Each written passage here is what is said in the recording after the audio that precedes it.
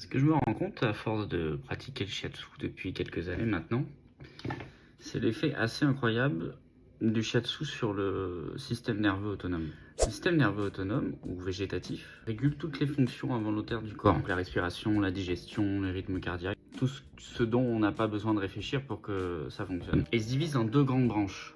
Il y a le système orthosympathique et le système parasympathique. L'orthosympathique, c'est le système qui va te permettre de réagir rapidement face à un stress pour survivre, pour avoir l'action, le fameux je fuis ou je combats face à un danger. Tu vois, donc ça accélère le cœur, ça augmente la tension, ça inhibe la digestion. C'est vraiment l'inverse pour le coup du parasympathique qui lui va s'activer lorsque tu es au repos, lorsque tu as mangé et lorsque tu dois digérer. Donc on dit que le sang va affluer au niveau du centre du corps, alors que quand on est prêt à l'action, le sang est plutôt au niveau de l'extérieur, près des extrémités pour réagir rapidement.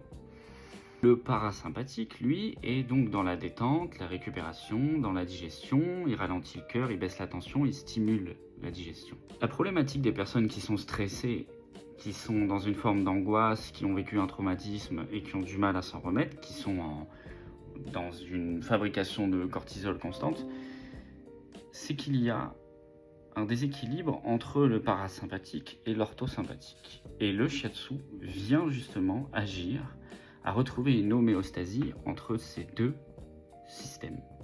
Et ça, je le vois à chaque fois que je fais une séance de shiatsu. Il y a vraiment une espèce de rééquilibrage de la façon dont les personnes vont percevoir, par exemple, une problématique du quotidien ou les choses à faire, tout ce qui est de l'ordre de je suis obligé de faire ça ou j'ai telle contrainte, etc. qui avant pouvait avoir un poids énorme et créer un vrai sentiment inconfortable. Et puis là, après une séance de shiatsu, il y a un vrai rééquilibrage de ce qui est stressant, de ce qui est grave ou de ce qui est pas grave. Et une vraie capacité du coup à mieux dormir, à se relâcher, à se sentir bien en étant relâché.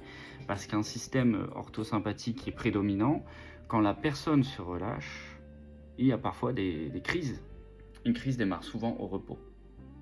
Quand je dis crise, ça va être une crise de tétanie, une crise d'angoisse, ce genre de choses-là. D'ailleurs, les personnes souvent vont dire je comprends pas, pourtant j'étais tout à fait bien sur mon canapé et d'un coup une crise est arrivée.